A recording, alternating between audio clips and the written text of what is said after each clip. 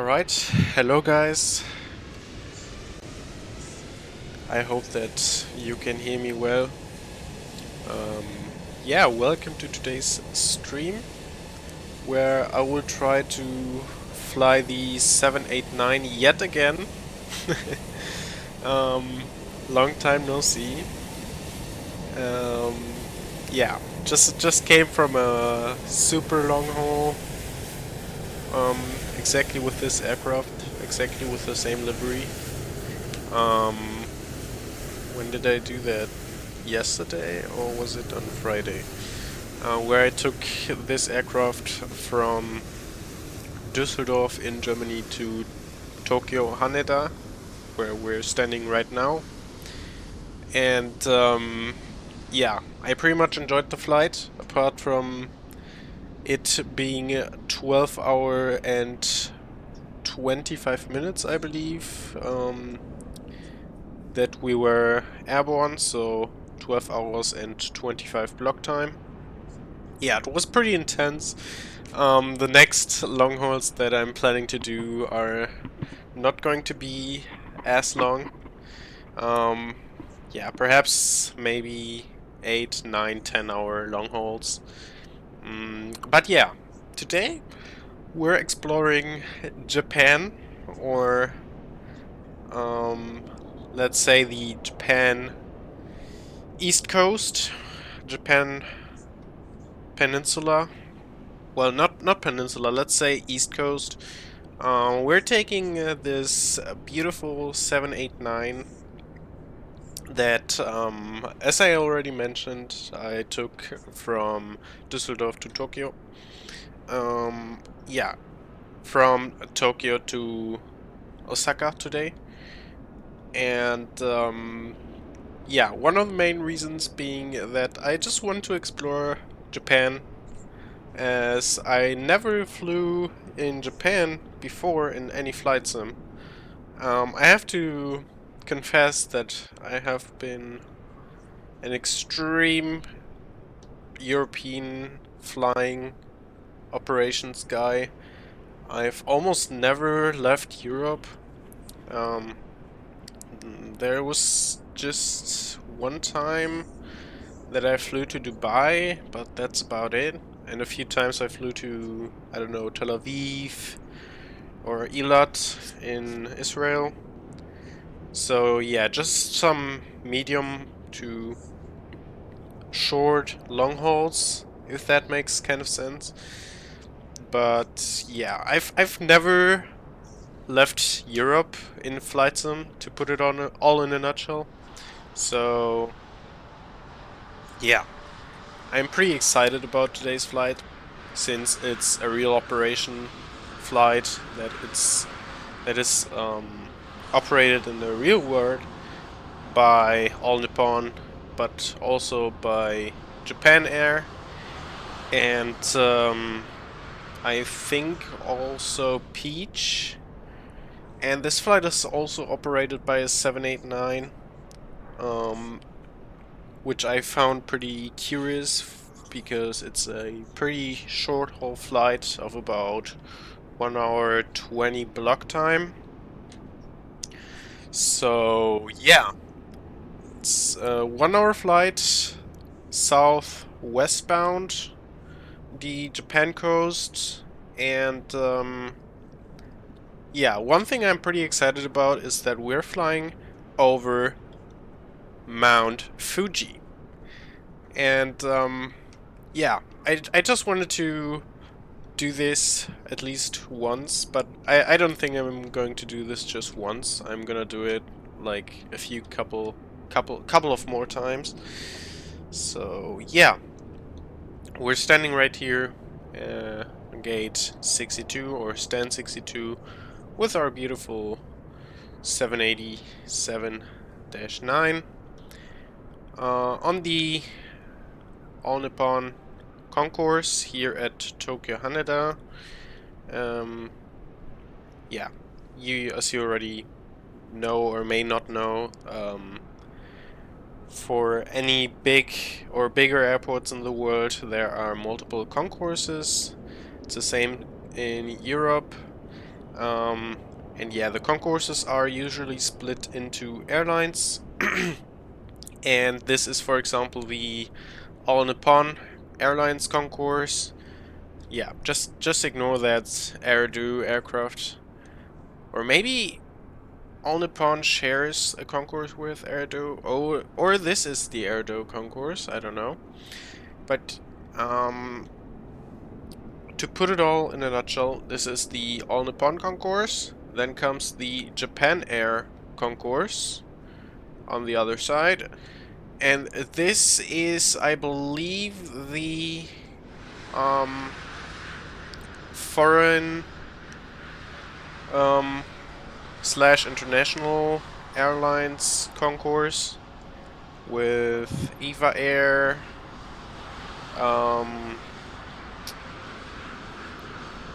China, Air China, Singapore Airlines, and I saw an American, a Philippine, and an Emirates. So yeah, these are the main concourses. And Japan, Malaysian Airlines concourse, I guess. So yeah, pretty heavy on FPS as well. But yeah, I'm just going to blame it on my graphics card. So yeah, what I didn't do yet is filing the flight plan on SimBrief. This is the next important thing that I may have to do right now. But in the meantime, you can enjoy this beautiful view of the 787 as well as the All Nippon aircraft that are parked. And the runway 23, I believe, with... I don't know what the other runway is. But yeah, let's create a new flight.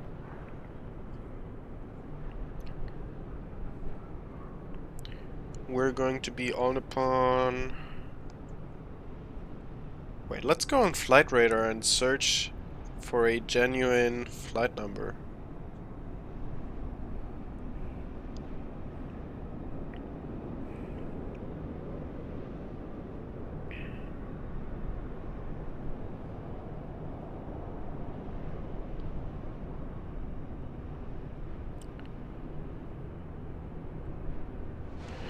Let's just do All Nippon 100.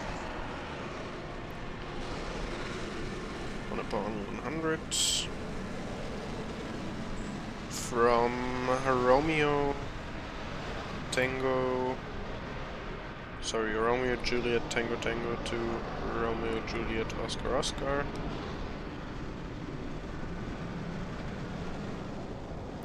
With airframe being a 789.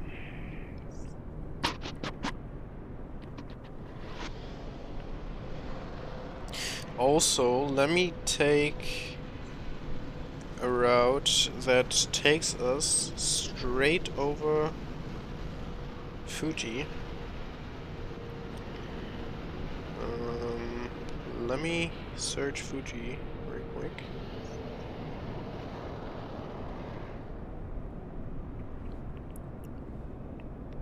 I hope there is a route that takes us over Fuji.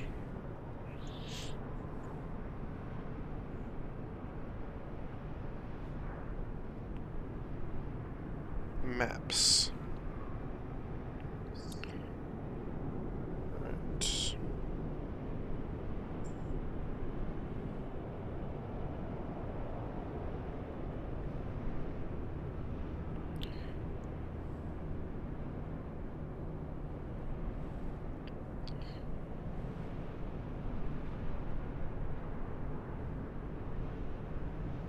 Alright. Fuji should be right there.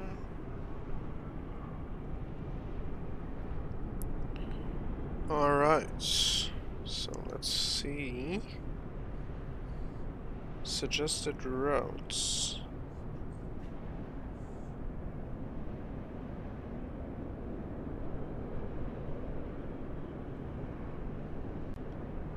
Well, that's disappointing. There's no route that takes us over.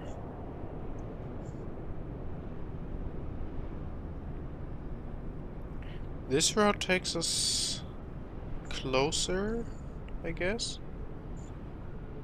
So let's just take this route, even though it's going to be an increase of 15.9% compared to the initial Simbrief route.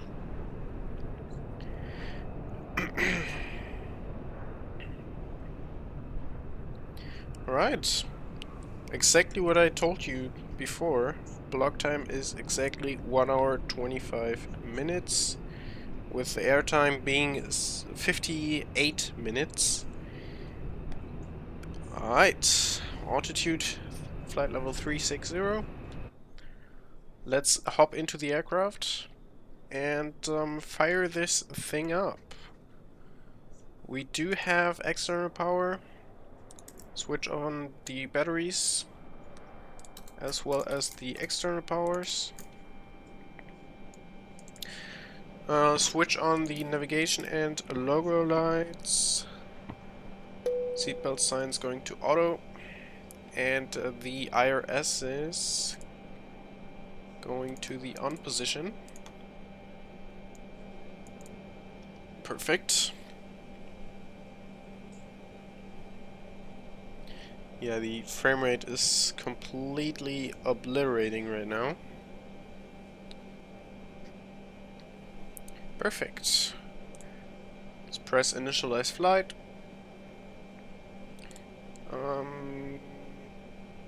Yeah, let's GSX handle the doors. Alright, let's go to the FMC. And,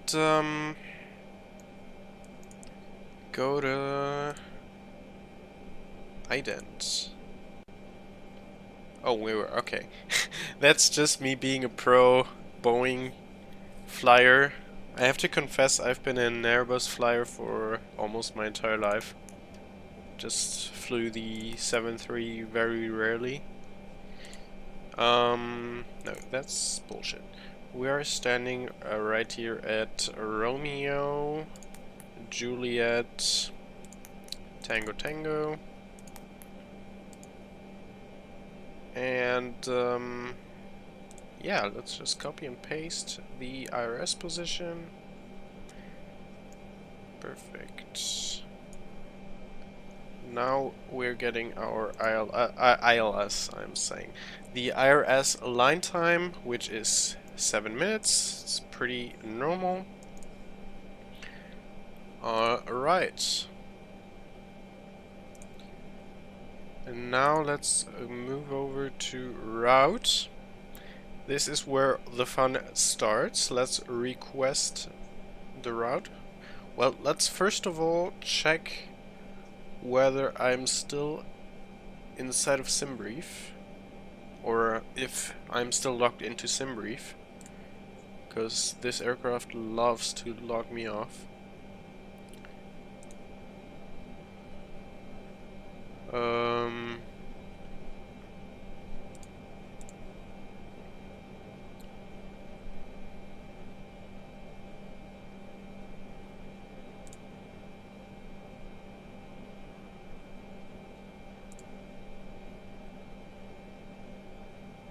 The question is, how do I do that? Which page was it that lets me see whether I'm still... Was it this page? Nope. There's one page that lets me see or check whether I'm logged in with my Simbrief username or not. So, yeah. Perhaps the route page? Nope.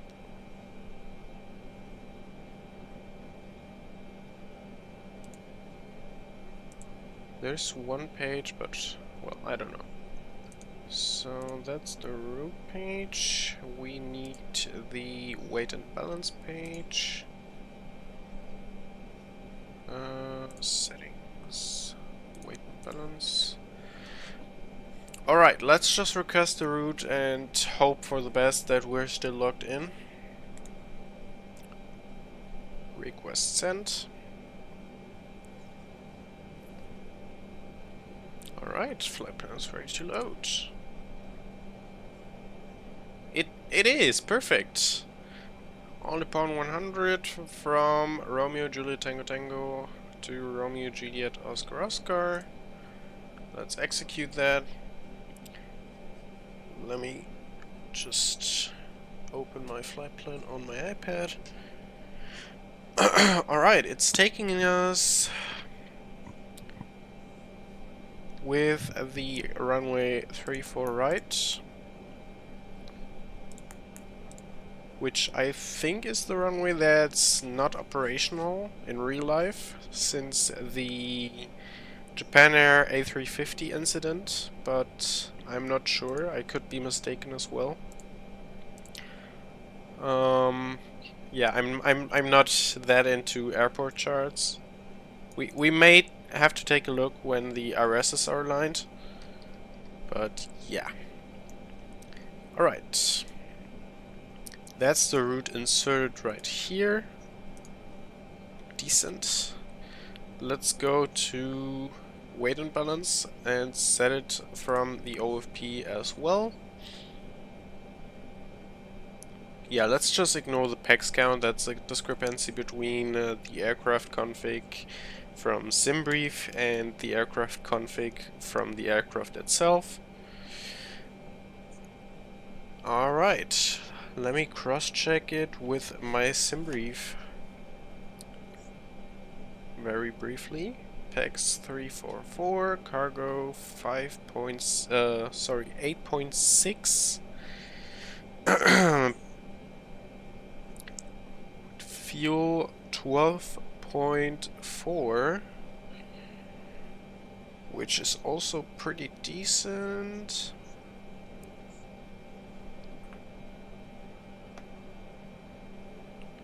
Zero fuel weight 166.5.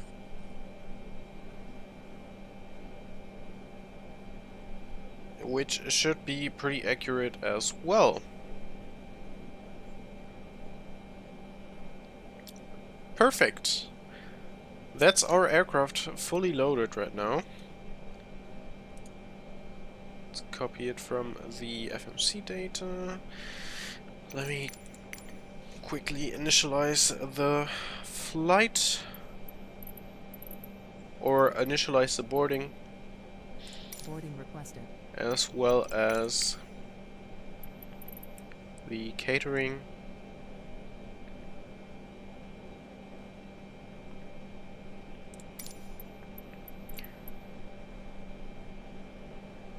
Let's take the All Nippon stuff. Perfect. IRS align time is still 2 minutes. That should be alright. Okay, my question is, did it open the doors? I don't think so, but yeah. Let's just take the things how they are. Oh, my FPS. RIP.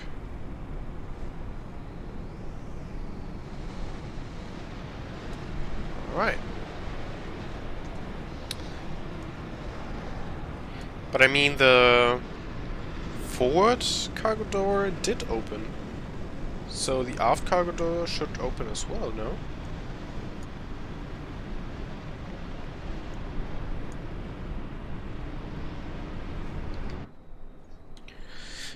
Ah, this looks so beautiful, holy fuck. Okay. Oh, there's the people. Hello. Let's just take a look at the people.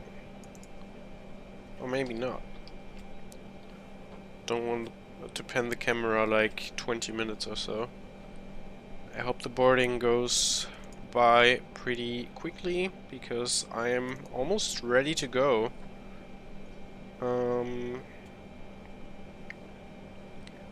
Let me quickly get the METAR.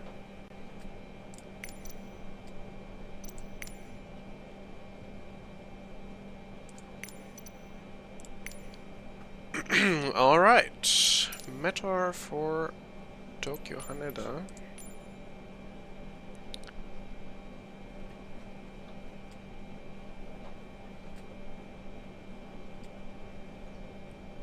Does it just say turbulence?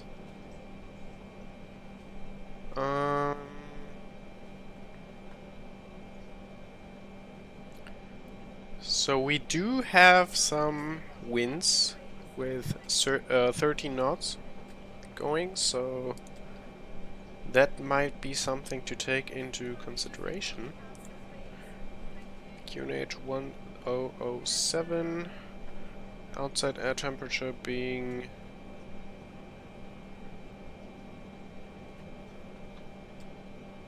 8, and the dew point being -1. Holy fuck. We might have to take engine anti-ice just for safety measures, as well as maybe wing anti-ice. But I will have to see how the clouds are. But at the moment it's not raining or something, so this should be something, yeah, to look at, but yeah, it's not something pretty necessary. Winds are 320 at... No, 13 at 320, not 320.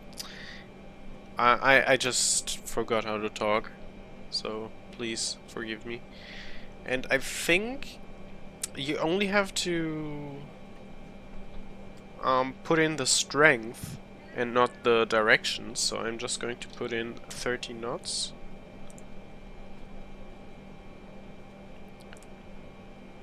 Right, conditions are dry. Let me check. Conditions are dry and there are just a few clouds.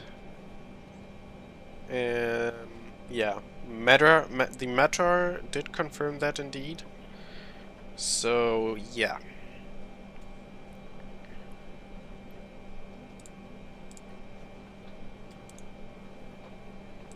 Thrust optimum. Flap config, let's go with...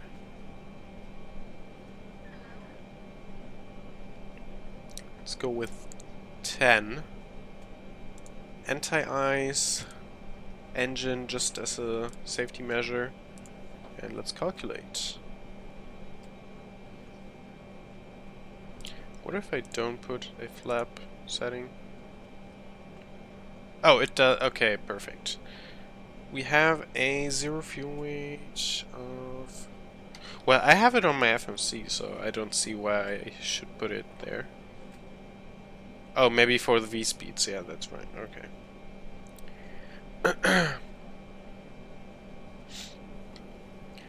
Alright, let me open SimBrief again, where we should get a takeoff weight of 178.4.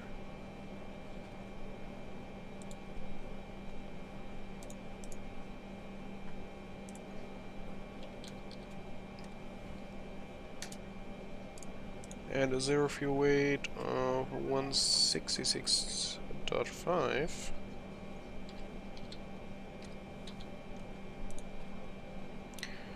And a center of gravity of 25.7, I believe. 25.7. Calculate again. Yeah, there goes our V-speeds, perfect.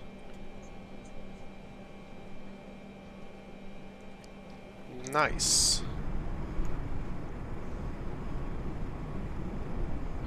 And also, how come we only have 22 passengers boarded?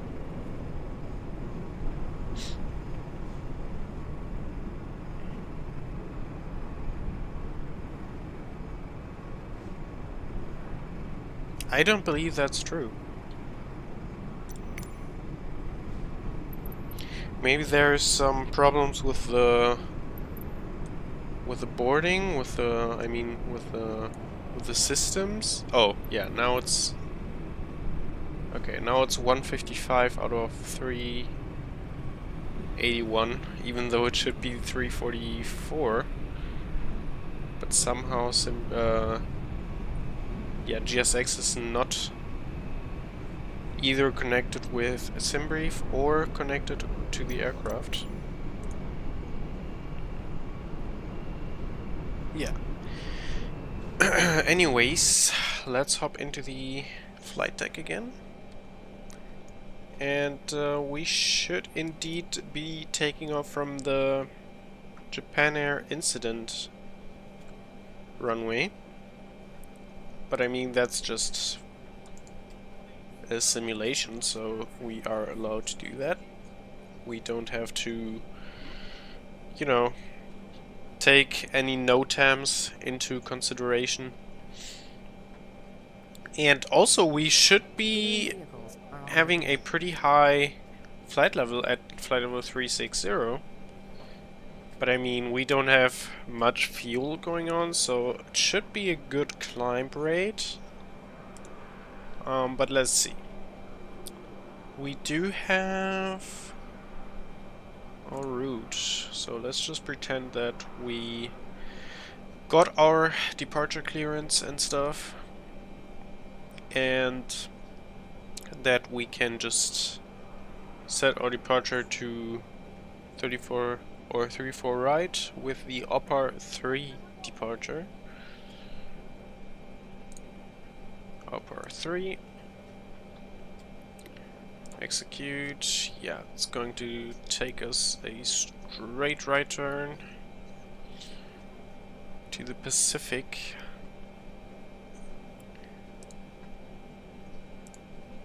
And concerning the arrival, it's going to be Annihilus 3-2 left on the Icoma. No, it's going to be a straight in approach. Okay. IRS is R9. Let me check that real quick.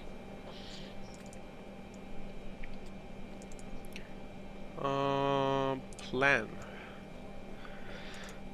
So it is going to send us on a straight right. Upper departure exit point. And then it should be taking us straight into the airport. Oh, this is completely fine. Holy fuck. I thought it would be a lot more complicated to fly into, but it's pretty straightforward. Like, you turn right at Icoma straight into airport heading. So this should be pretty easy to do. Yeah, I think the departure is going to be a lot trickier. But let's see.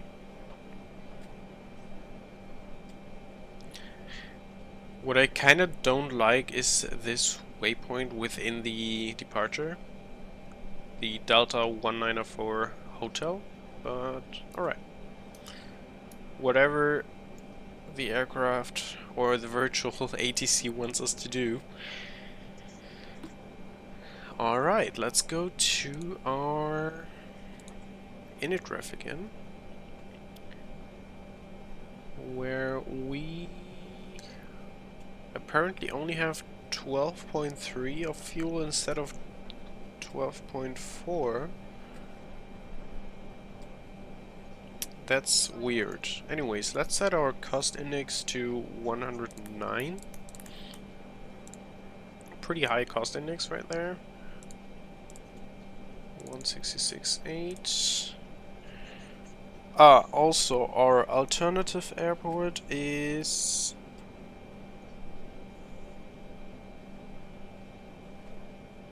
We don't have an alternative airport, I just noticed. Oh yeah, okay. Our alternative airport is Haneda again. So, yeah, alternative Haneda 3.6. Let's put 3.6. Dial it in. Cruise altitude 360, no step climbs. I also found that the VNAV was pretty buggy with this aircraft.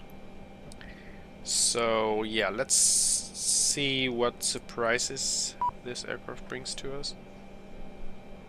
What was it?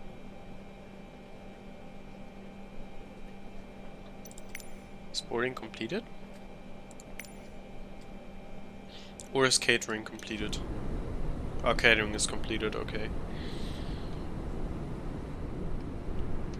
Yeah. The All Nippon concourse is pretty packed right now, I have to say. I might have to switch it off again because I think it's pretty frame heavy to load all the aircraft.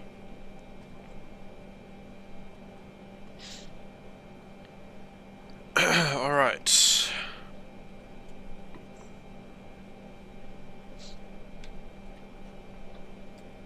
Yeah, let me switch off the traffic injector. Because right now it's just too much.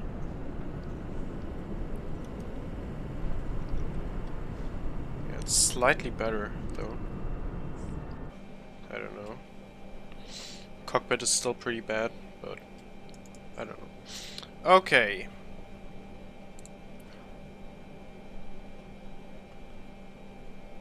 We do have this.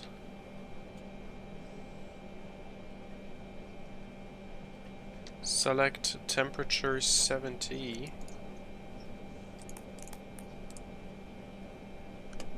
Let's dial it in.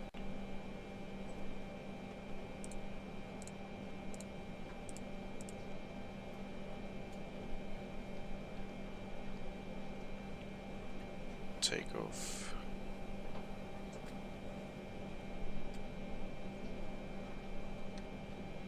.3. Pre-flight takeoff. And it should... No, we have to... Why can't we, like, request... Ah, send output, okay. I'm just too lazy to read. Okay, let's go over here again. Flaps 5. V-speeds are also in place. Center of gravity is 25.7. Oh, I can't put it in, okay. Oh, I have to accept first, I guess. Yeah.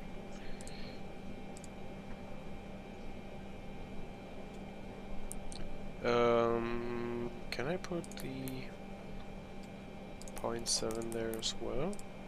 No, I can't, okay.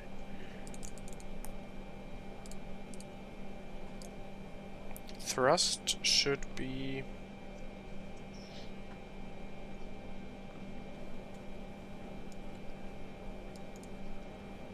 Isn't the takeoff thrust like 89.3? If I'm not mistaken. Just put it in there. Speeds deleted due to change in takeoff conditions. No, let's just put in the V-speeds there again. Alright, this should be the takeoff performance, weight and balance. Let's just put in the... Alright. Also... Oh, now boarding should be completed. Perfect.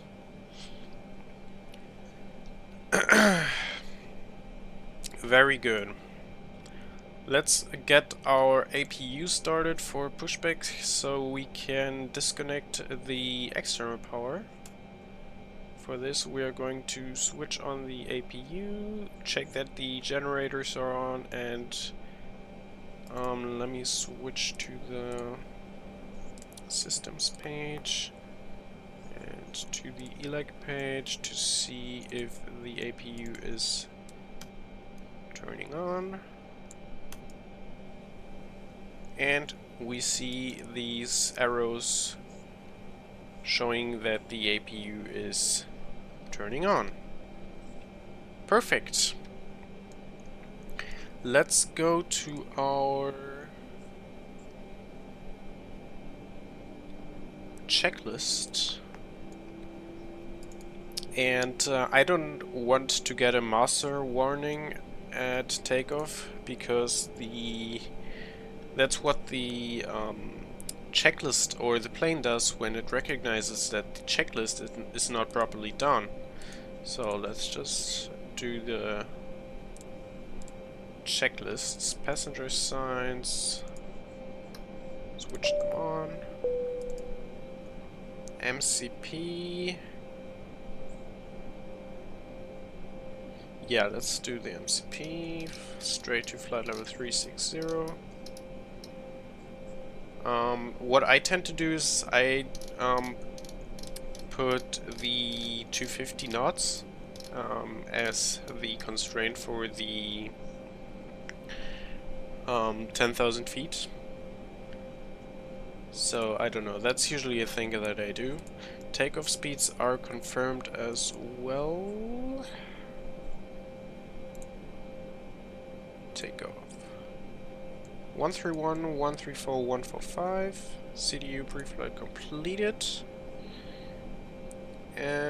Trim.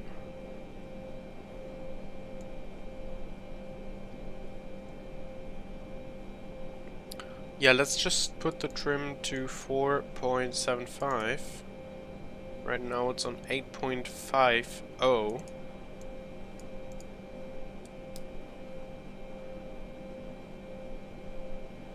Okay, we should be almost ready to go.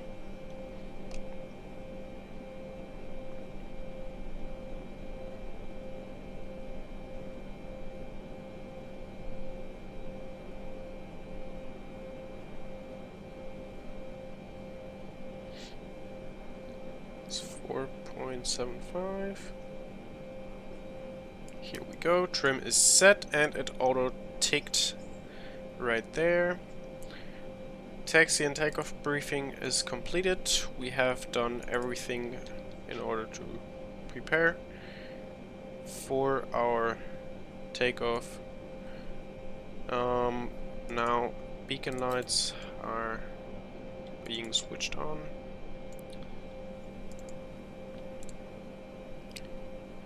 So we do have before taxi. Alright. Let's disconnect GSX jetway. Operate jetway.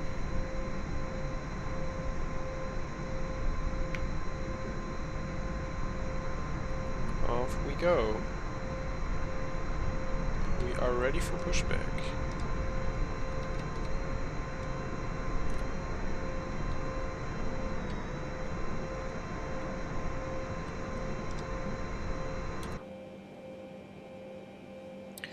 Alright, this is the before taxi checklist. Okay. So let's call in the pushback. We should be doing a pushback to the right. So I'm still not used to GSX, so sorry. Prepare for pushback and departure.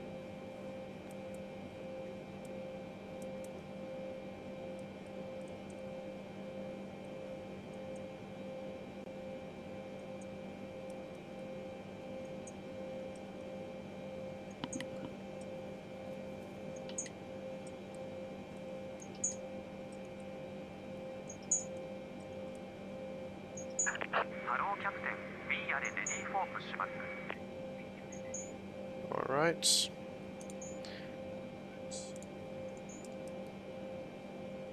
We should be almost ready to go. Now let's see how they connect the bypass pin.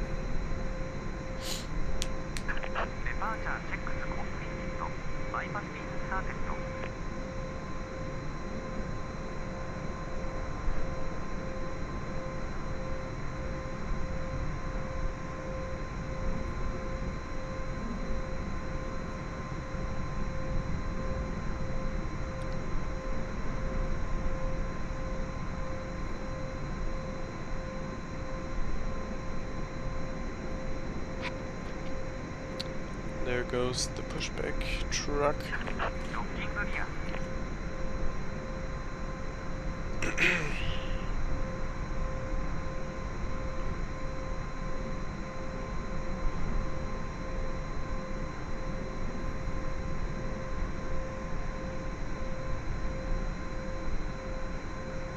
Alright.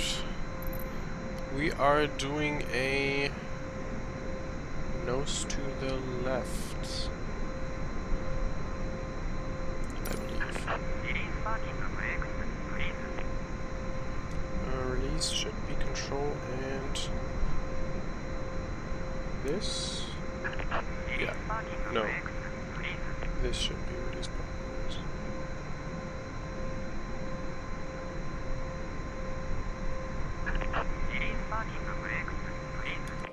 Okay. Commencing push. Started well, perfect. There goes our pushback.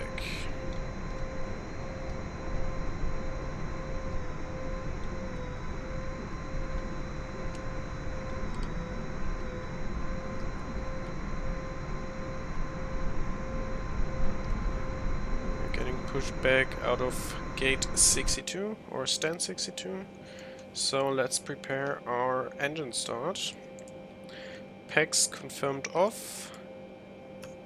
Oh, electricity. Let's switch this to auto. The fuel pumps are going to the on position. Alright. Window heat, we don't need that. So the most important are the fuel pumps on and the packs off. Alright, let's switch on engine number 2, shall we?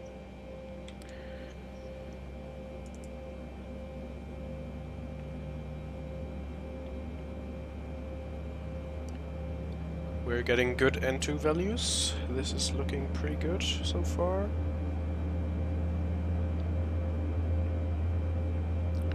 At 20 N2 we can start our engine by switching the ignition switch to the run position.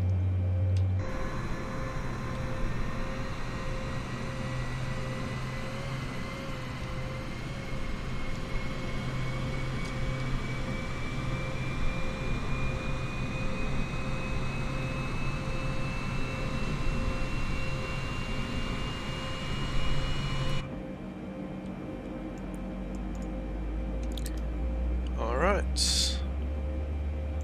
Oh, let's lock the flight deck door. Oh, it's not simulated, okay. I see. Alright, we've got a good engine start over here. Set parking brake. Bro, this accent is so nice, I love it. Anyways,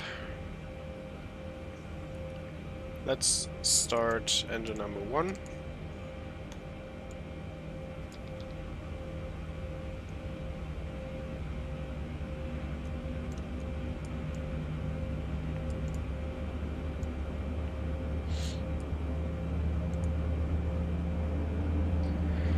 Getting a good N2 as well. N2 at 20.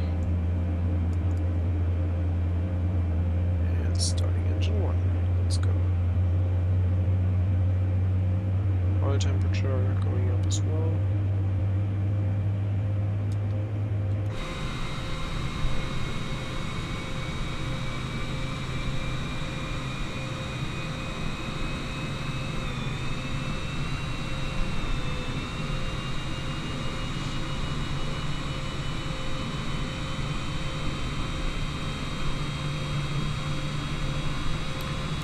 Confirm a good engine start. Cockpit to ground. We have a good engine start. Please disconnect.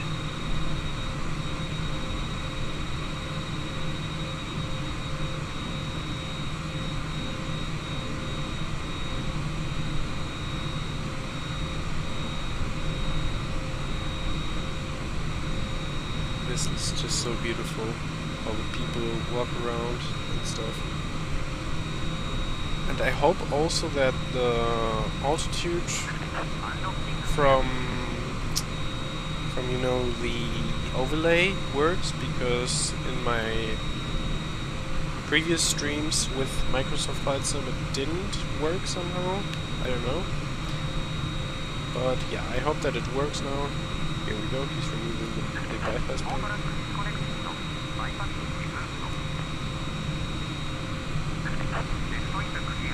Alright.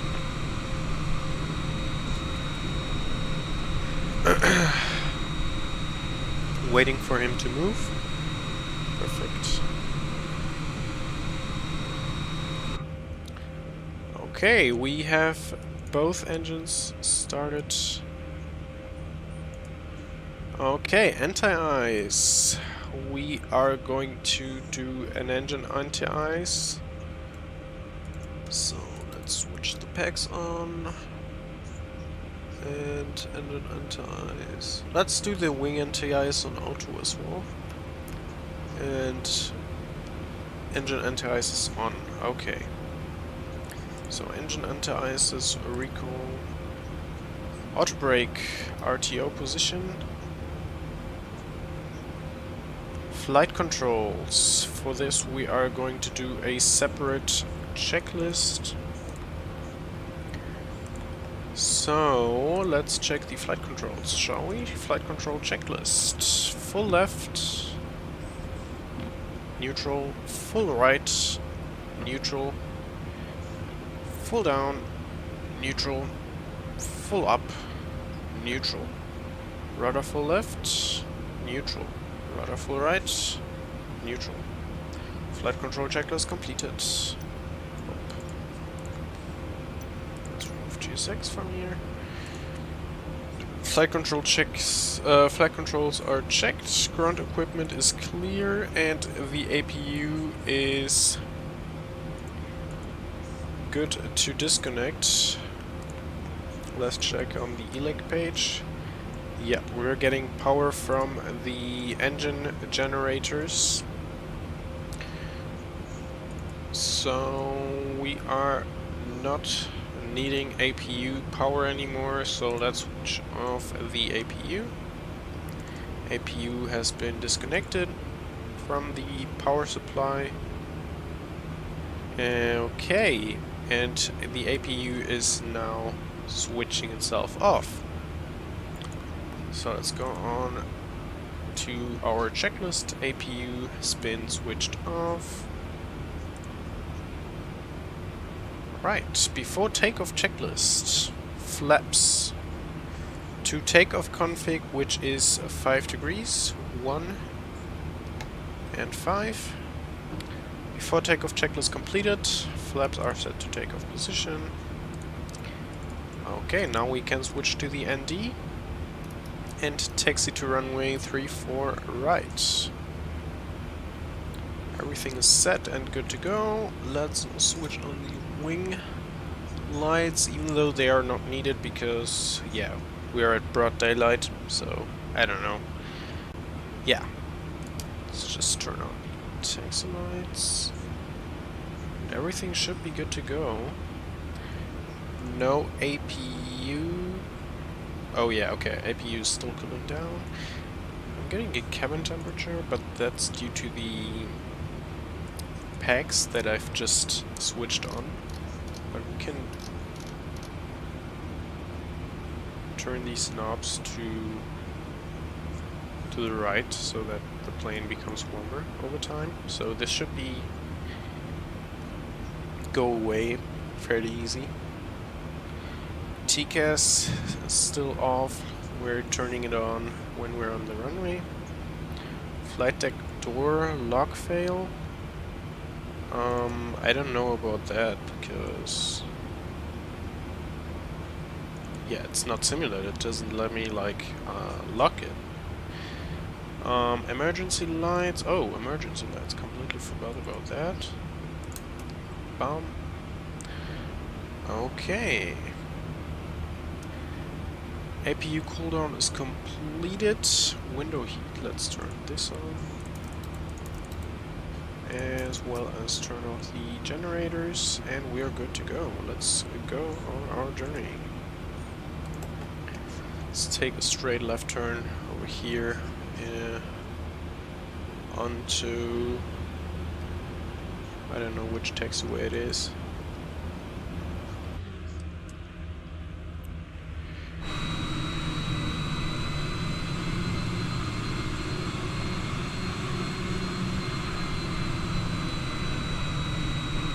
This is just beautiful. There's Tokyo in the background. Just take a left here.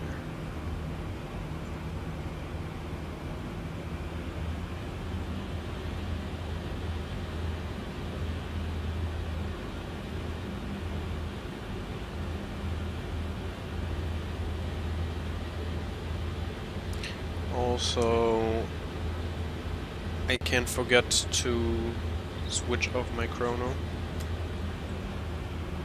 Also, I didn't set the altimeter yet, which is 1007.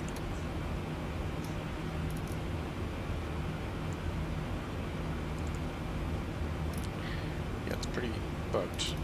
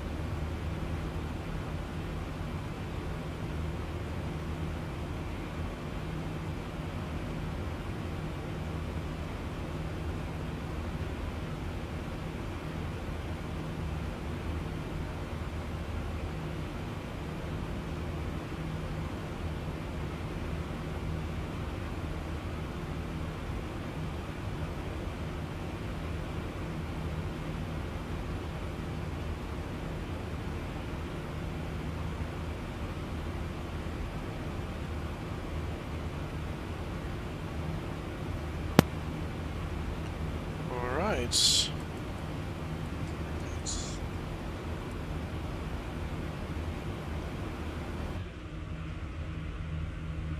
We should be on the ground, or off the ground pretty soon.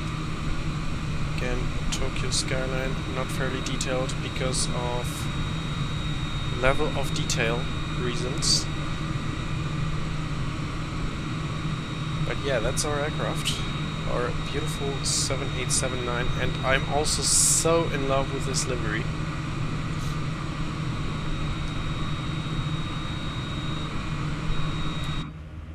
It's just so beautiful. Oh, misclick.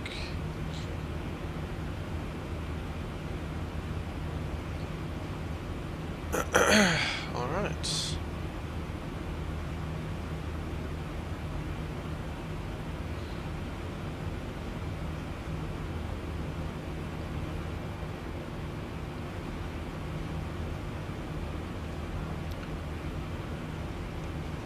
Alright, we should be entering the runway fairly soon, so let's switch on the turn-off lights as well as these strobe lights.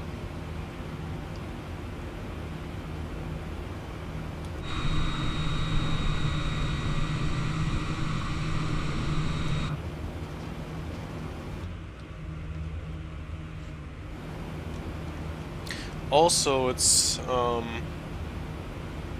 worth to mention that we are flying with real weather, just not real time. Because right now it's like 11 o'clock, 11 p.m. or 12 p.m. in Tokyo. Well, no, it's 10 or 11 p.m. I think.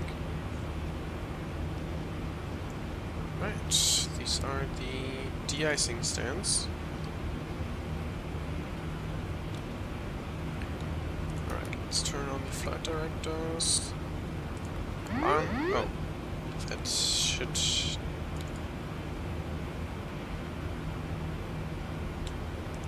Let's clear out everything.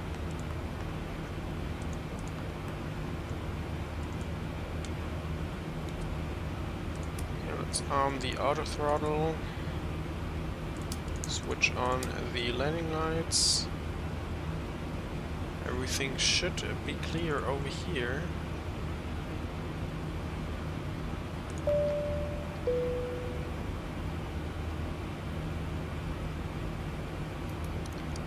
Let's put this to a slightly higher range. Let's put it on 5. This looks so good.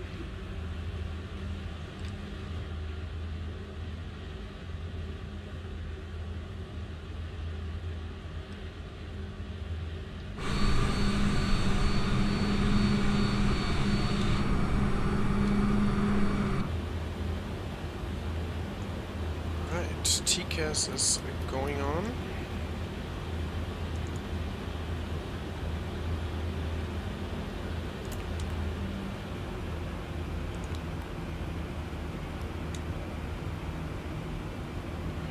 Alright, let's go. Hold the brakes. Let's bring the aircraft to 40%. Stable and toga.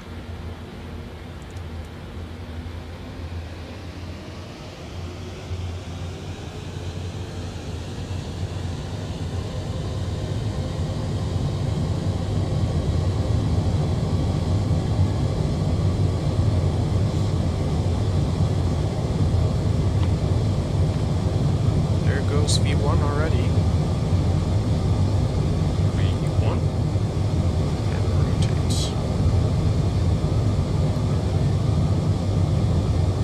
Positive rate gear up. Oh, we're getting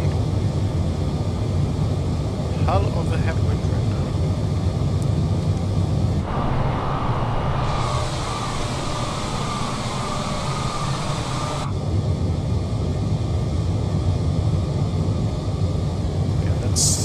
Better departure than from Düsseldorf. Alright, let's do our left, or sorry, right turn over here. There goes our decel.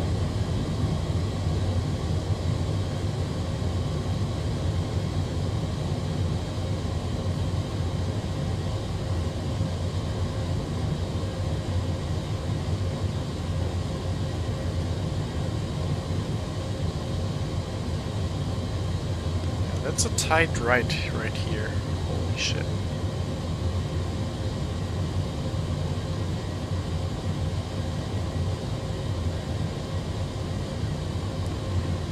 So where is the flight director? Oh, let's turn on VNAV. I forgot to arm that. Now it should do the right bank. Perfect. Bit late, but it's alright.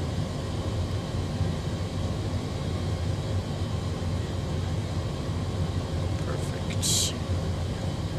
What's the transition altitude?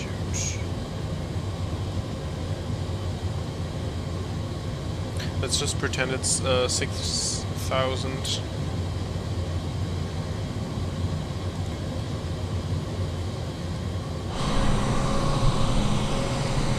Go, we're leaving Tokyo.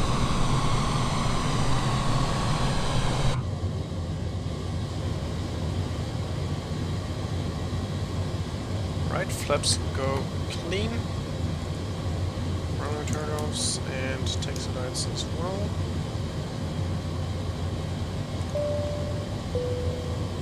Very good.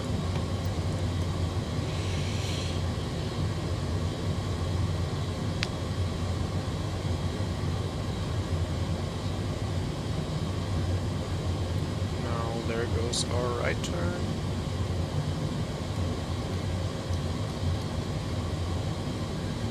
I forgot that I could do it like sharper. Yeah. Alright.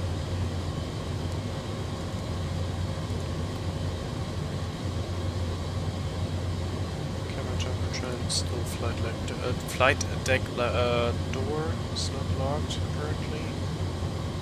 Okay, passing 10,000. Landing lights going off. Alright, checklist. After takeoff checklist, landing gear is up and flaps are up as well. After takeoff checklist completed.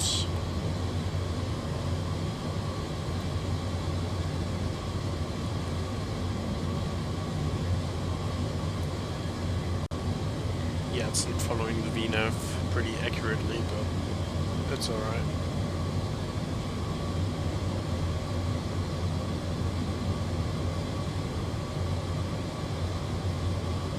Let's just see how it handles the situation. That's not what I wanted.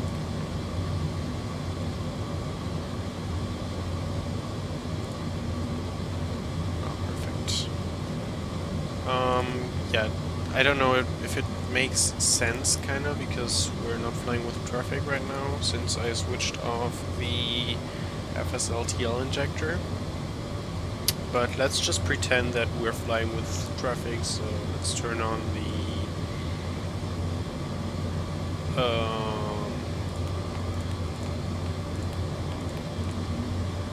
traffic advisory. I mean, we could also turn on the terrain advisory, so,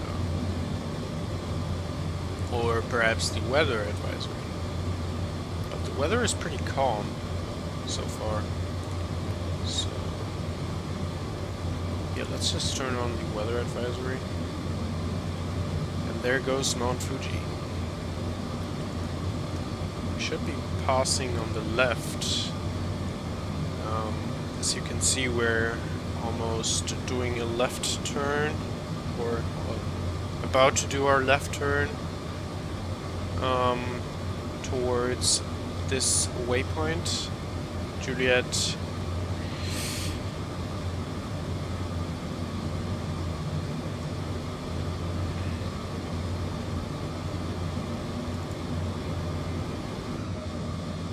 And I forgot to turn on the chrono again. Perfect.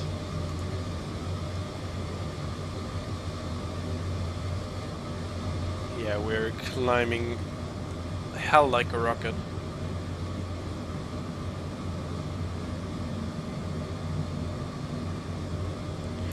But I think that the FlyLife Studio altitude is working, so that's pretty neat.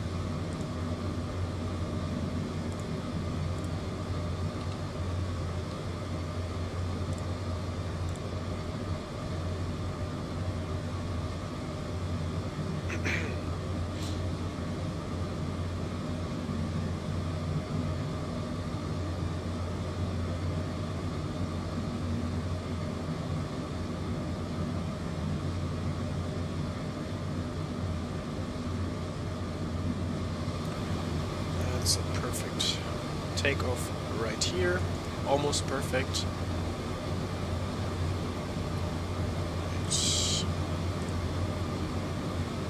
Let's go into the approach page again.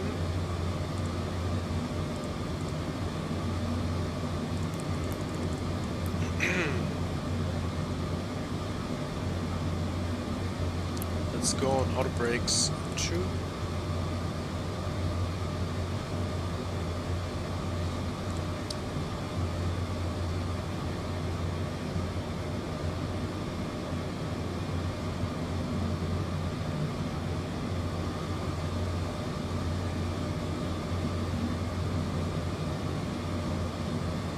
Is it really telling me that he wants me to do a flap 30 landing with 121 knots? We will see. We will see.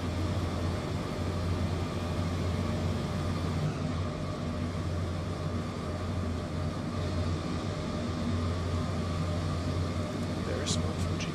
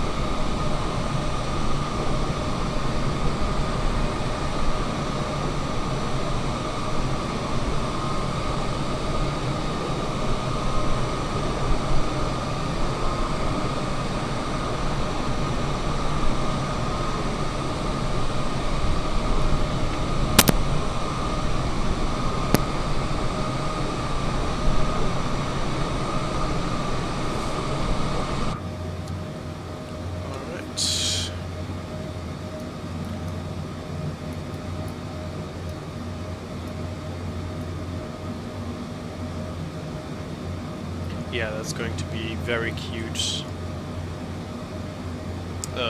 cruise right there of about 40 to 50 miles.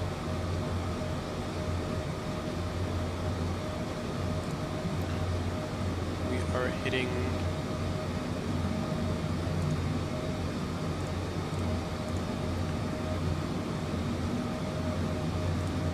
hitting our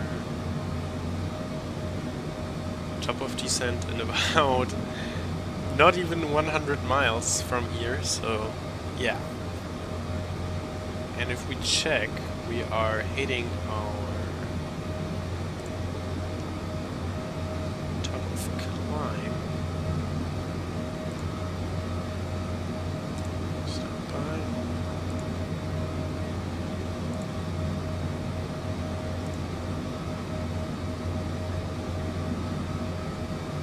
Doesn't tell me.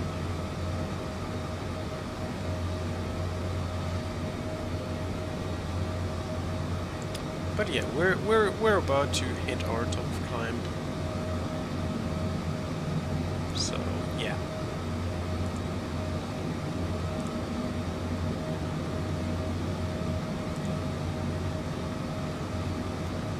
Oh, let me check if we are tuned into the Osaka ILS. We should be. Oscar Sierra Echo. Radial.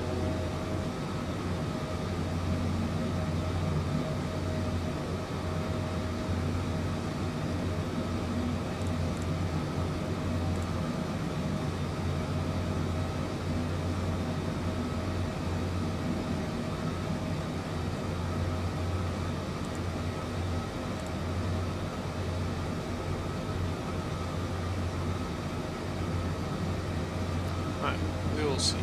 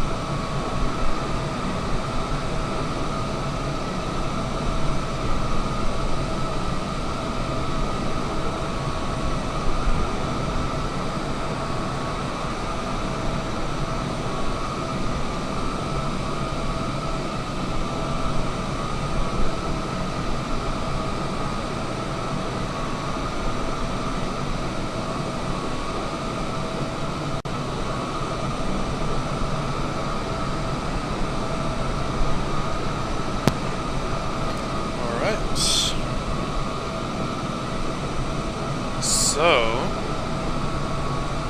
I believe this is Fuji, right below us. And yeah, where is this Fuji? I'm not entirely sure. However, what I know is that this is Mount Fuji. Yeah, leaving Tokyo behind.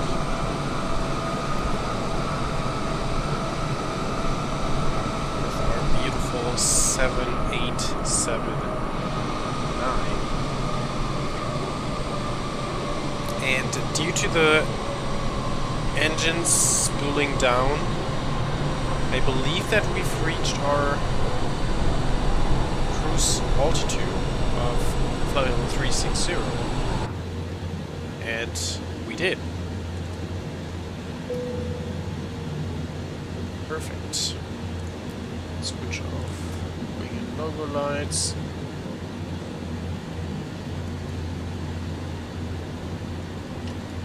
And I better don't arm the flaps because the speed brakes, sorry, because yeah, due to the fact that the VNAV may or may not, let's hope that it does not go wild on the entire aircraft.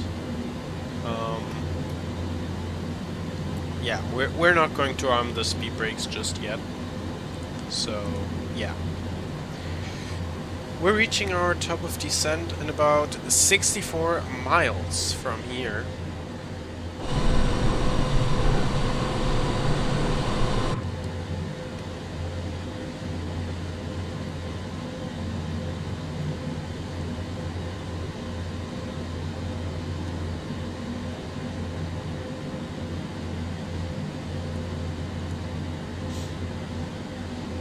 This is so beautiful.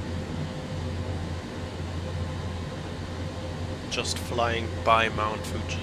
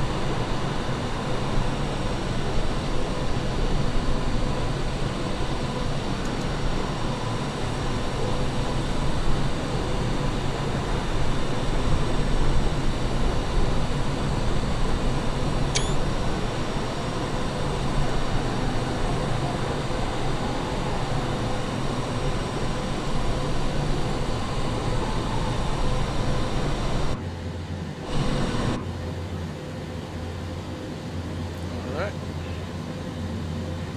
So 45 miles. Let's aim for Point Mirai.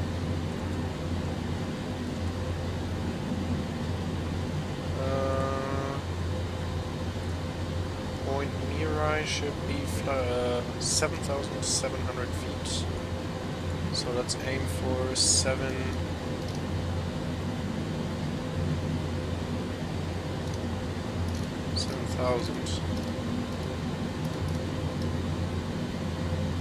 Perfect. Now the plane should do everything by itself.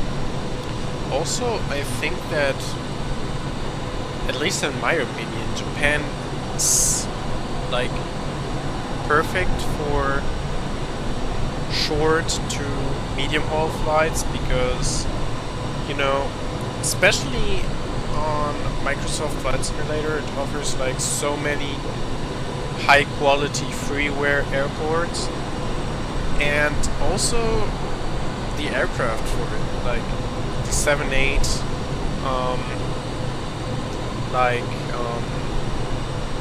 of course, you need to own the 7-8, or you need to own the Premium Deluxe upgrade of Microsoft Flight Simulator to own the 7-8-10, so that you can go ahead and download the Kuro and the Horizon Sim.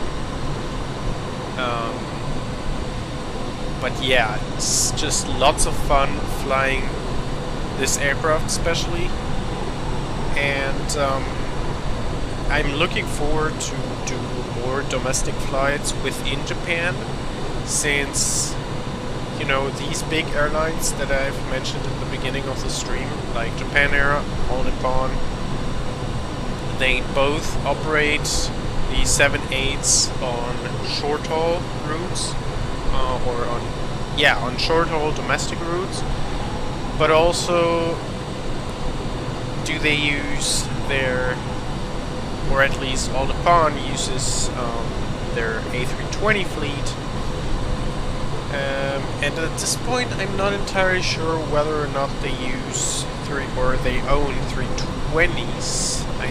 I know that they use 321s and 321 Neos, but yeah, also they use the 7.3s, which also are or fit in perfectly for these domestic operations. And if you own the PMDG 7.3, then this comes in pretty handy. And also, if you just own the base game, you can go ahead and download the fly-by-wire mod and go ahead and do some Japan domestic real-life ops as well, since Peach Air does them with the A320 Neos. So yeah, you're pretty well served concerning aircrafts and liveries and freeware airports, and also landmarks and photogrammetry and everything, because, you know, flying over Mount Fuji is something pretty special and pretty nice in my opinion, but also landing at bigger airports such as Tokyo, Haneda, Osaka, you know, these kind of stuff is pretty nice. And also pretty FPS heavy, but that's another topic. And also, I'm on the verge of getting myself... Here we go, I think we're descending. Maybe not. I'm on the verge of getting myself Tokyo Narita. But yeah, I'm still thinking about it, because it's 15 euros or something. It's not much compared to what X-Plane / P3D sceneries used to cost. Like, one scenery was about 20 to 30 bucks, which is pretty expensive. There goes our descent into cloudy Osaka.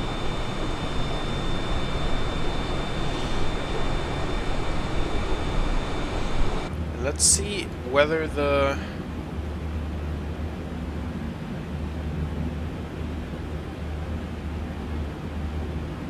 Yeah, I don't like that sync rate of 3,000 feet per minute, but it's correcting, okay. But the VNAV and the LNAV definitely need a little bit of fine-tuning.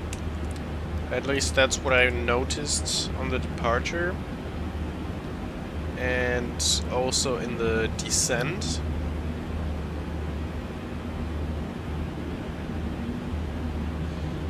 Yeah.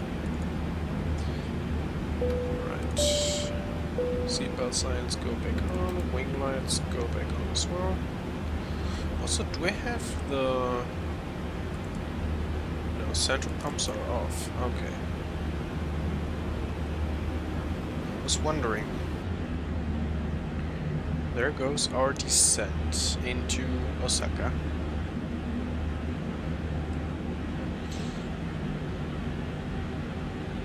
And the clouds are looking pretty grainy, even though I didn't change anything about the cloud settings, or cloud resolution settings, or cloud texture settings.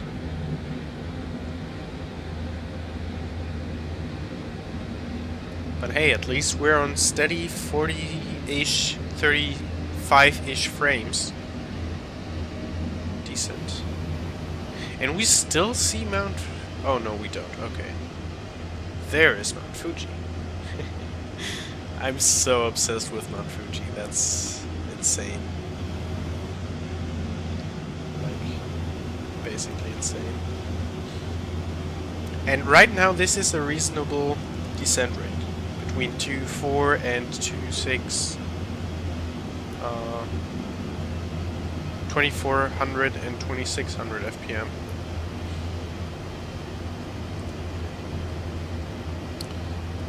Now let me see.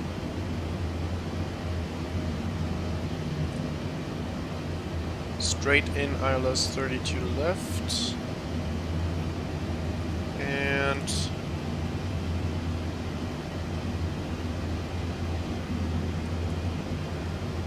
I hope that the ILS is somewhat okay.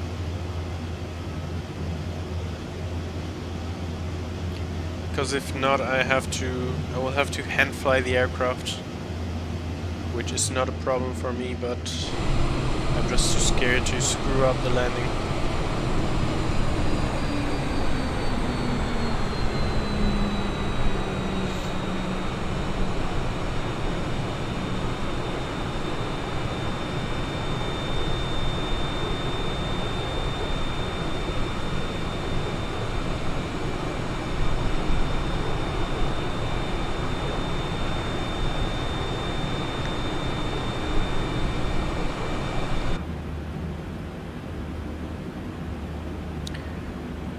What does the profile say?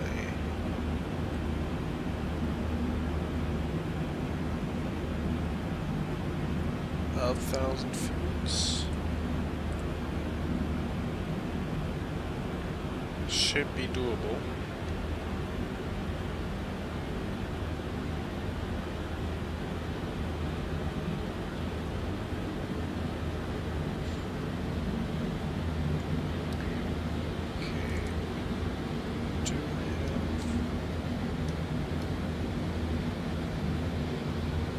How can we, like, go in hundreds? Oh, that was not it. What did I do? Did I expedite it? That's not good.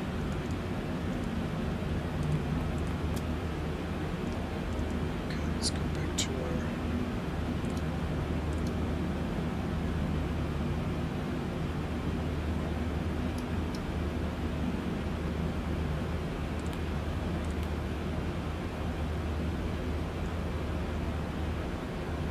I have no idea.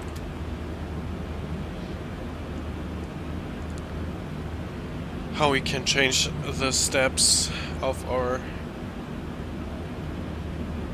altitude on the MCP.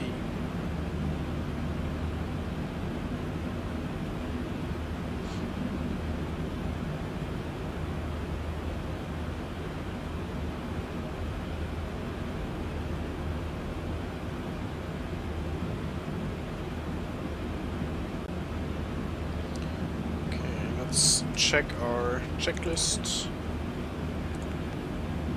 Yeah, it's still flight level door. Sorry, flight deck door. I don't know why I say flight level door. Alright. Let's go to the checklist page. Descent recall checked. Outbreak set to true. Landing data. Our VREF should be 121 according to our EFB.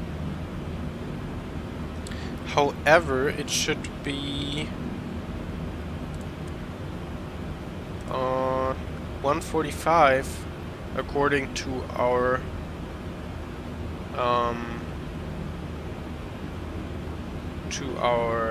MCDU. So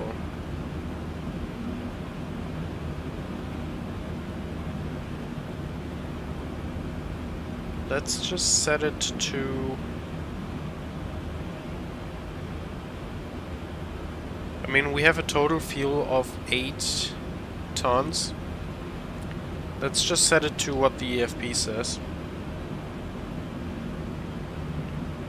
Let's put it to 121.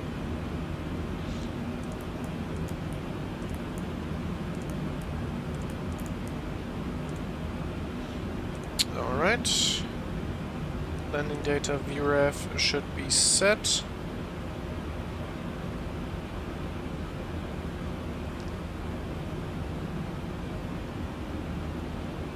Approach briefing completed. Right, altimeters. Also, I don't get why it's not descending right now.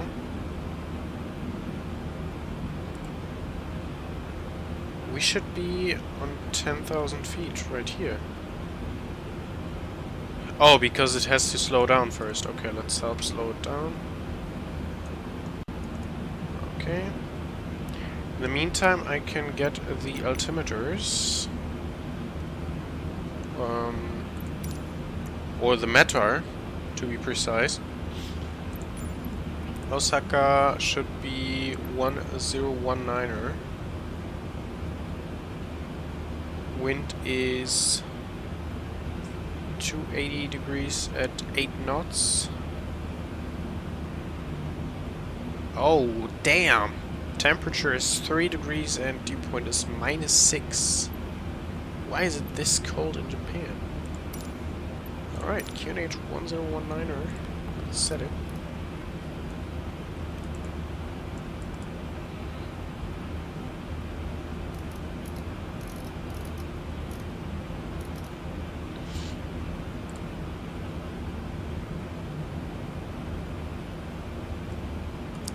Why is it like...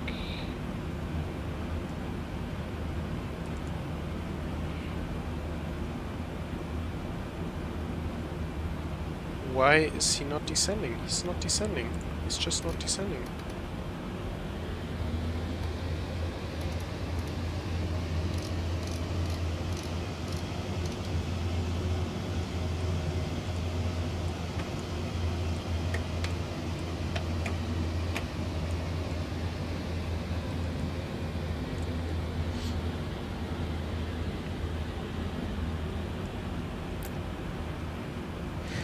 Okay, we should be... Let's take Mirai as reference. No, let's still take Ikoma as reference. 3000 should be alright.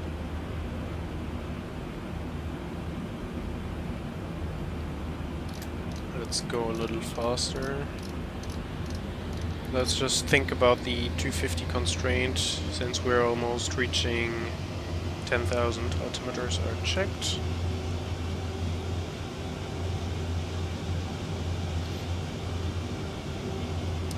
Okay, let's just poop on that checklist now. I don't want to have it open throughout the entire flight. Alright. Yeah, I don't know. It's either it's me and I have no idea on how to fly the 787, or the VNAV is just completely out of place. So either one.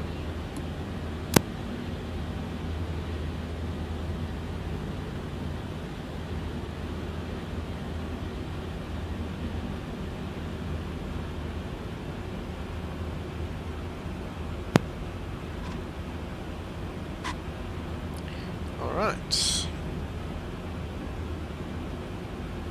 So, can we already see Osaka? Probably not, because we are still over 40 miles away.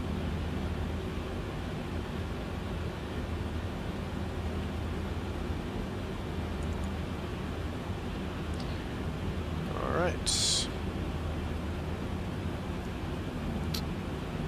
My question would be...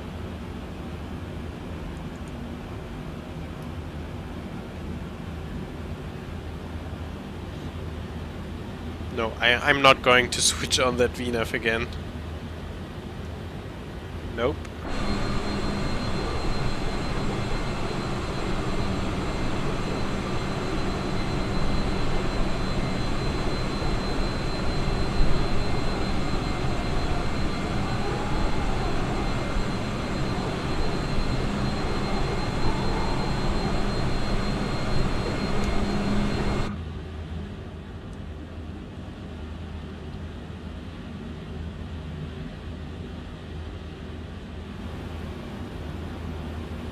Okay, passing 10,000. Landing guides go on again.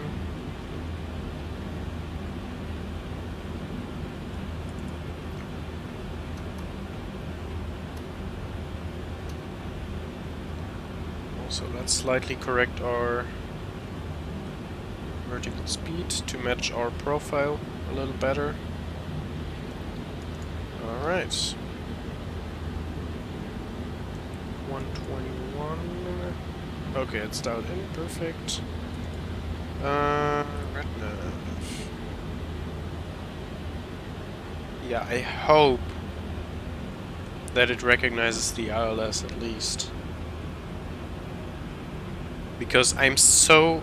I got so used to Airbus and it doing it automatically that I don't know what I would do if it didn't.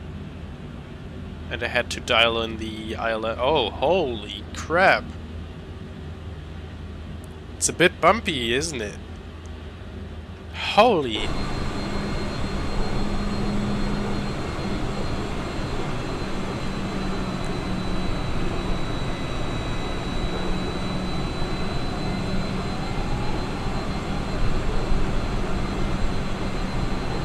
Yep, it's definitely very bumpy.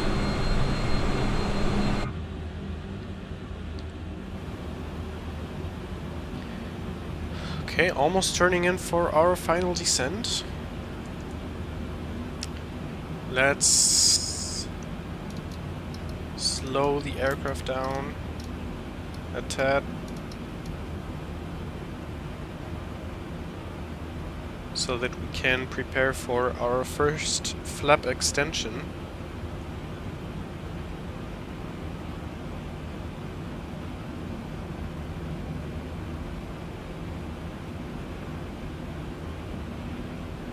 Yeah, I don't know, but the VNAV, man, of this aircraft is just completely out of place.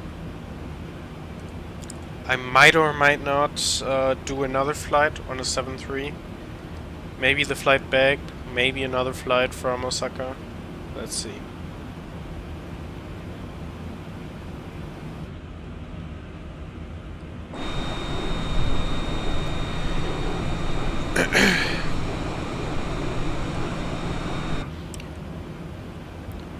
Alright.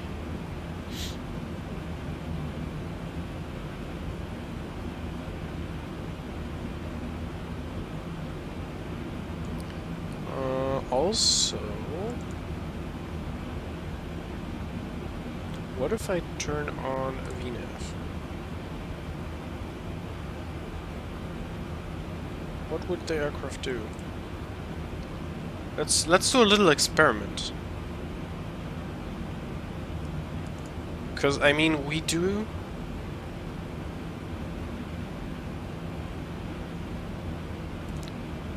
Because I mean, we do have.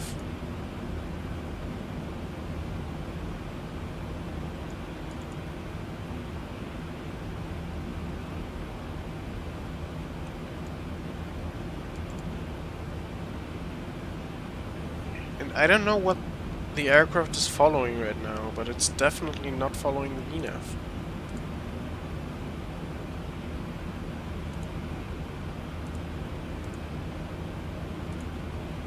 Let's correct it.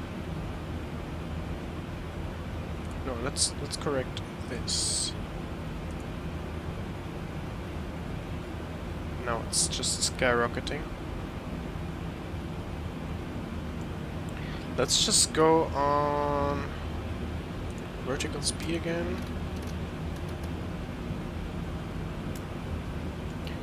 And dial it in for Ikoma. The 2800. Let's see how the aircraft behaves.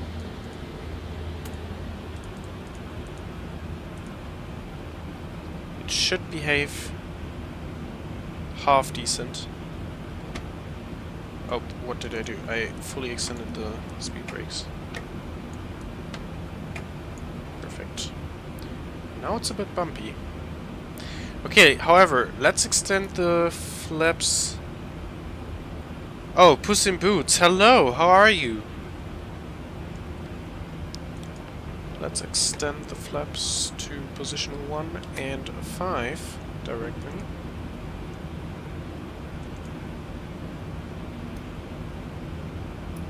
What do you mean with finally?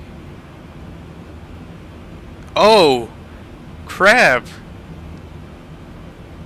You were in chat earlier. Sorry, man, I completely didn't read that. I'm good as well, apart from the aircraft not doing what I want with the VNAV, but it's alright. But now it's doing it, after having to do it manually. Now it's half decent. However, we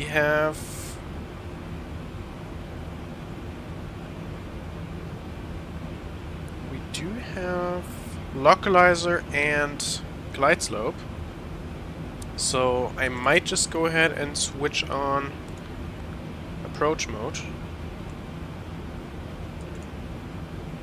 Maybe not. Maybe localizer first. No worries, perfect.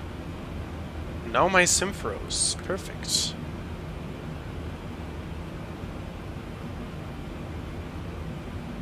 It usually takes 5 to 10 seconds for it to recover.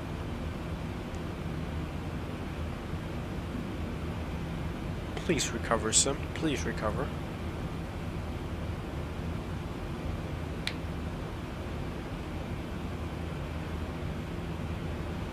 And he recovered. Yeah, now we're getting a lag spike, but it should recover pretty good.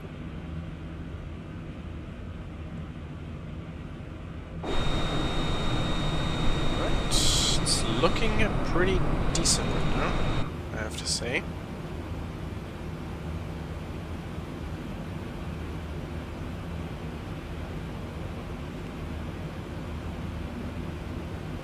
Alright. And also, when is the aircraft going to start yelling at me for not having the gear down? Does it do it at 15 degrees or 20? Or 18? I think it's at 20. Okay, now let me try the approach. Oh, now it does. Perfect. Perfect, perfect, perfect. And also, what is this mountain?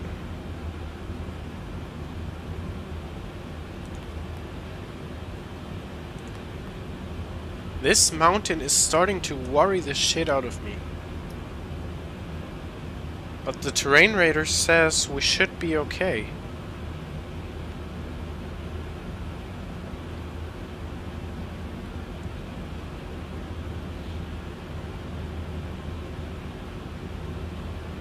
I'm just going to thrust the terrain radar over here.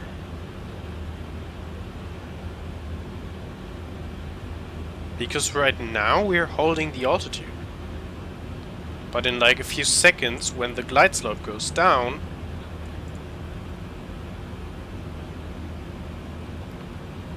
what do you mean, don't worry about the terrain? Yeah, I think we're good as well, but it's going to be a bit close. And for me as a guy who's like used to fly within Europe and within like Western Europe, we don't have such a hilly terrain, especially on approaches. Maybe we do have that. I think we have that when landing in Geneva or something. Now, here we go, we're turning into final approach. Now, LNF... Oh yeah, LNF disconnected because we're in approach mode. I forgot. Now let's see how it follows everything. It's definitely very bumpy, that's for sure.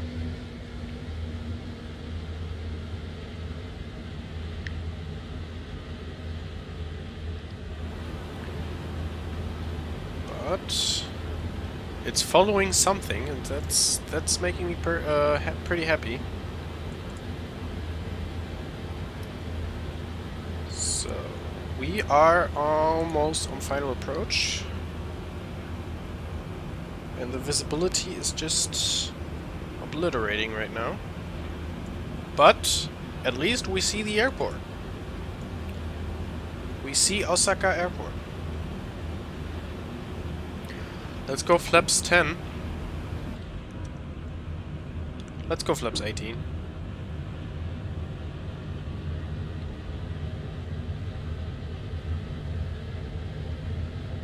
Yeah, I'm pretty hyped as well about the landing. That's like basically my first time flying in Japan. Not flying to Japan because I did the long haul where I completely messed up the landing. But damn, this view is beautiful. But yeah, this is like my first time doing a domestic Japan flight. So yeah. Alright. We don't need that terrain anymore. Yeah, well, let's keep it on.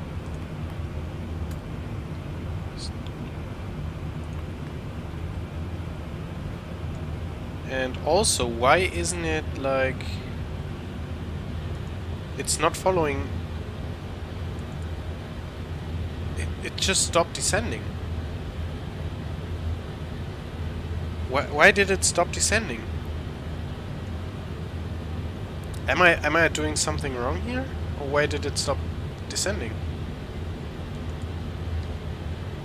Or is the whole ILS system not aligned with the airport? Because I have a third-party freeware airport for Osaka.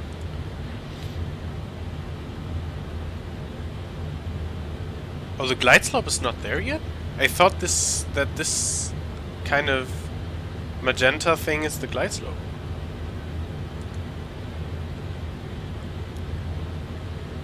Okay, then I have to go back to flight school, I guess. At least the Boeing flight school.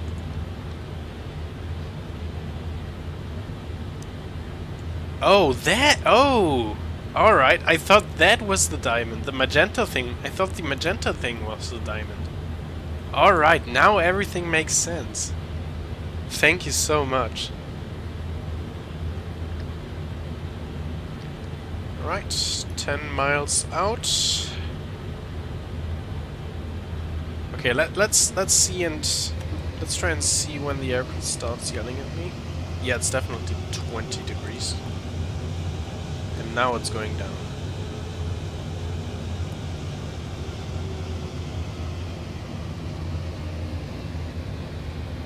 Also, why is it like going up on the speed?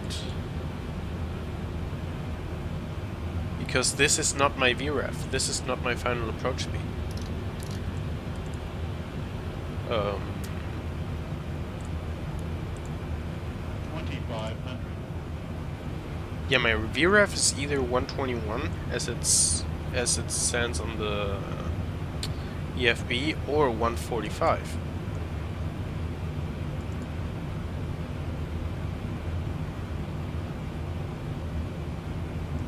So should I do 121 plus 5? Oh, I see, you're German as well. That's nice. Okay, let's set flaps 20. Oh, it's not yelling, okay. Full flaps and gear down. Landing here. Landing Yeah, it's here. yelling. Landing here.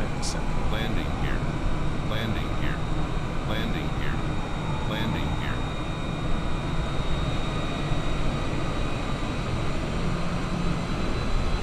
Oh, you're Scandinavian.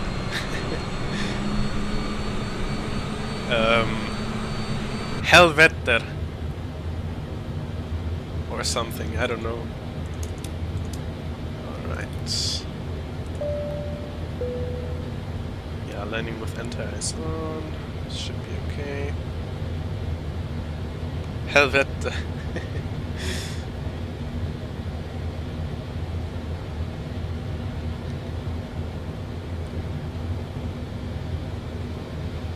Wow, this approach is just beautiful.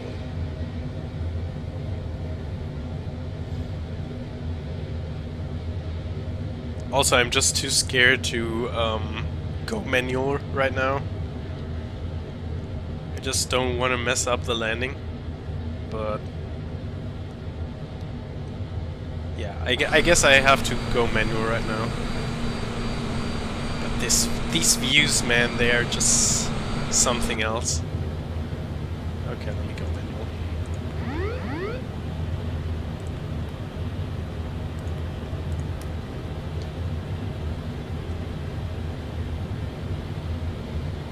Okay, let me fly a raw ILS approach.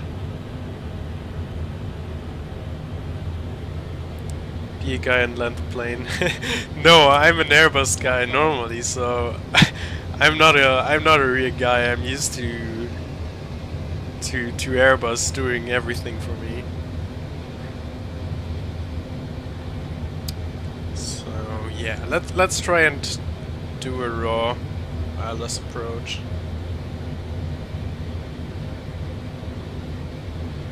Tad high. I'm now relying on the poppies. And also the wind is pushing.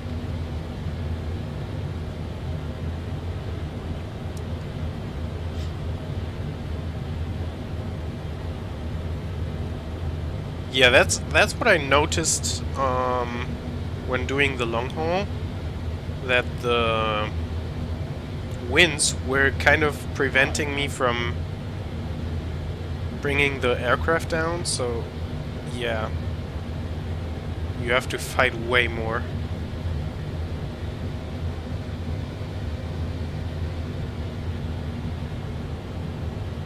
Yeah, come on, bring the nose down. Jeez, this approach is just beautiful.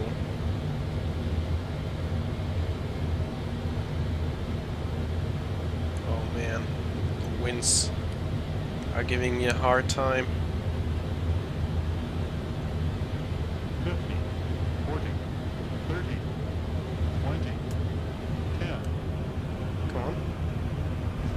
And we're done.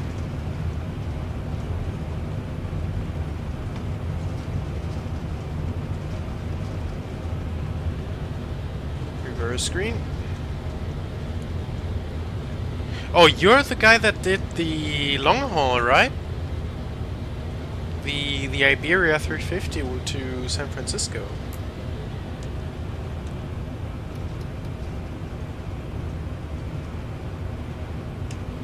Anyways, welcome to Osaka.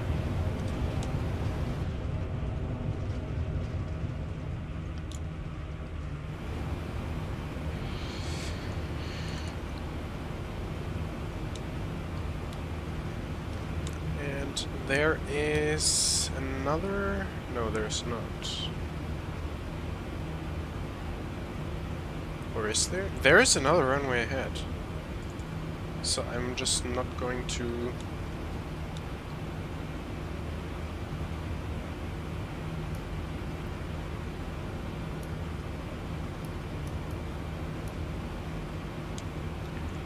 switch off the landing lights just yet. What I can do is just clean up the aircraft. And yeah, that was definitely a better landing than yesterday or Friday with the long haul.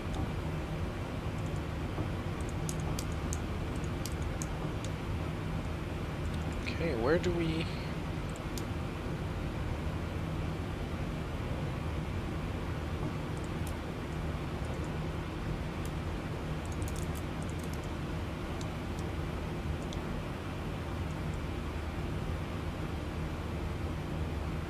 Oh, of course, I do remember. Of course. How could I not remember such a buttery smooth landing in San Francisco? And a 12-hour long haul that we did at the same time.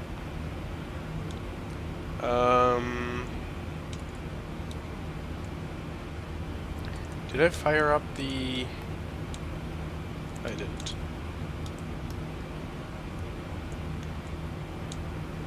No, I did. Okay, where are we going? Let's go to stand 10. Gate 10. Why is gate 10 the only gate not showing?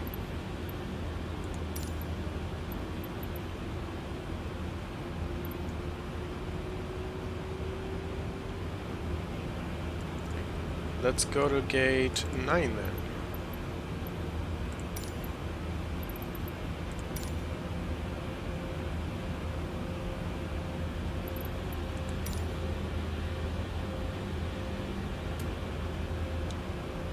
Also, why is G6 not loading in?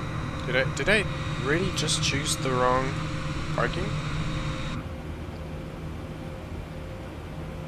Did I really just choose the wrong parking? Why is it on gate 13 now? Gate 9, please. This should be correct. This is correct. Okay, APU is up and running.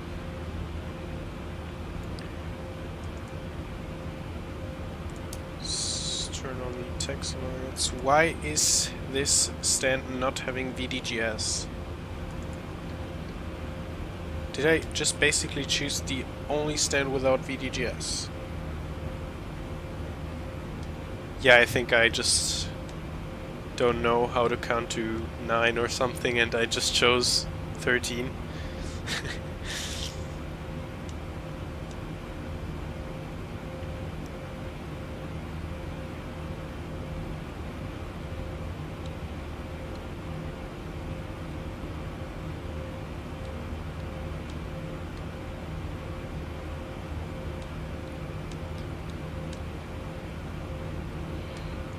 Please dance for me. Please dance. Right. External power is also available, but we are going to rely fully on the APU. Switch off engines 1 and 2. Switch off beacon lights.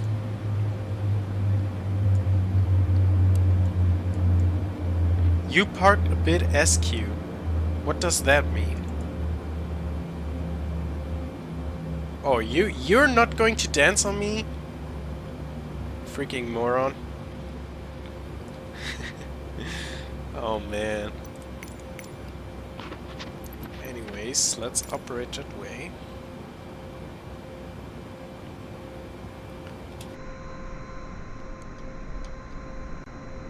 Here we go.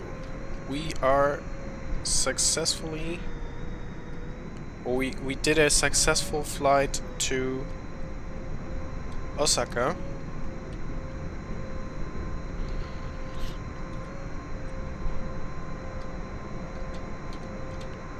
That's pretty good.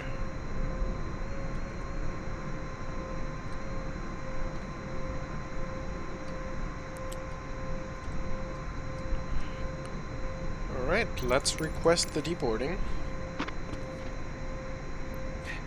I swear, dude, he didn't fucking dance to me. Fucking bitch. Let's request deboarding.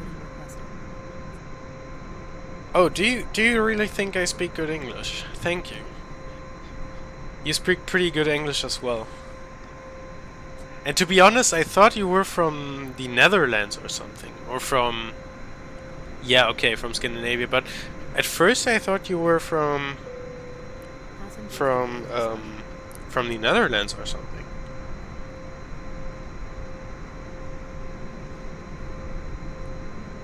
And yeah, you sound like a nice guy as well.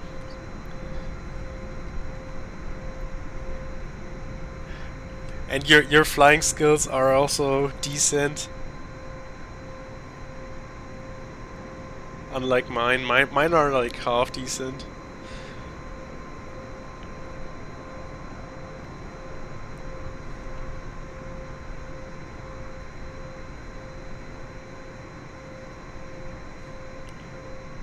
How do you say, like... Hold on. Snälla du.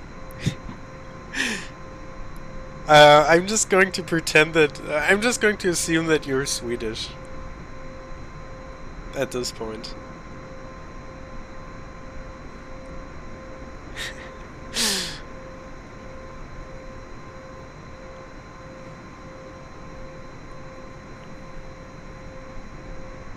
Yeah, that's Swedish for sure.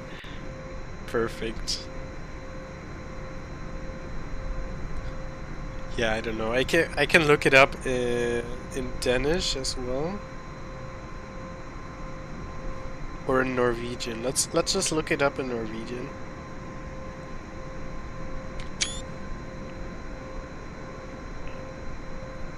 Holy shit! Excuse me? Vær så snill? I don't know, man.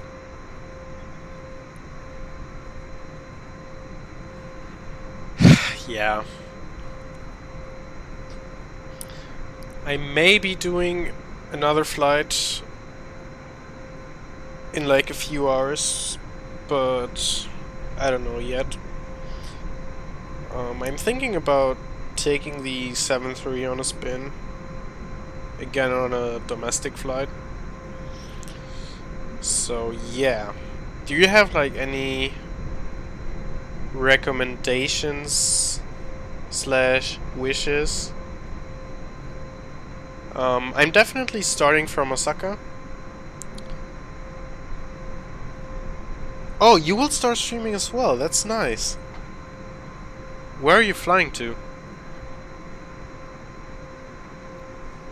And also, I'm just seeing that this fucking marshaller just took me way too far.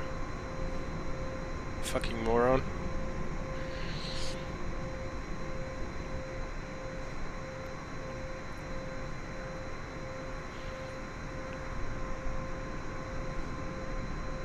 Oh, New Zealand is nice as well.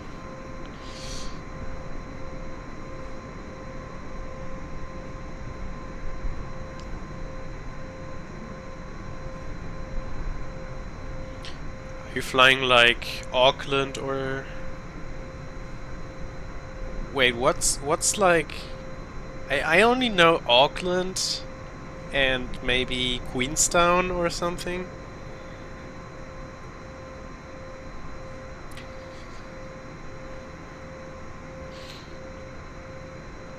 Yeah, I might as well just join your Discord.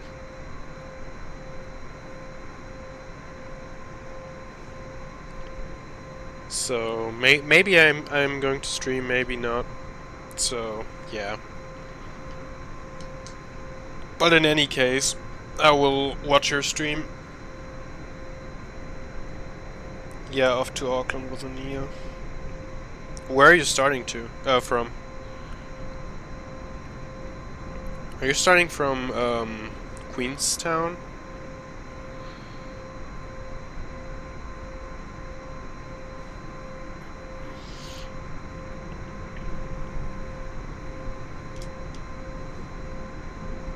Oh, I see, from Australia. Perfect. Yeah, I'm pretty hyped about flying in Asia, because that's something I would have never done in X-Plane, I feel like. Because, I don't know.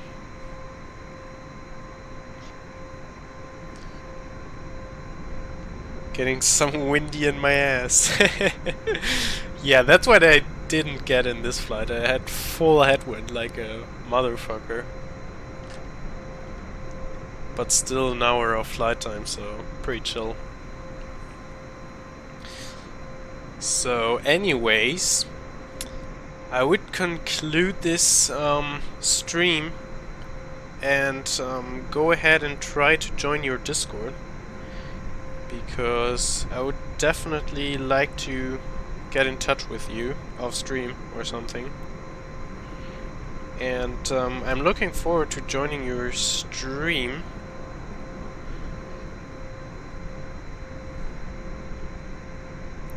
Add me on Instagram. Of course, perfect. Perfect.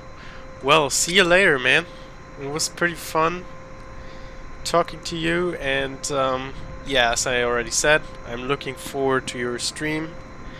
And maybe you motivate me to fly to Australia / New Zealand as well. So, see ya!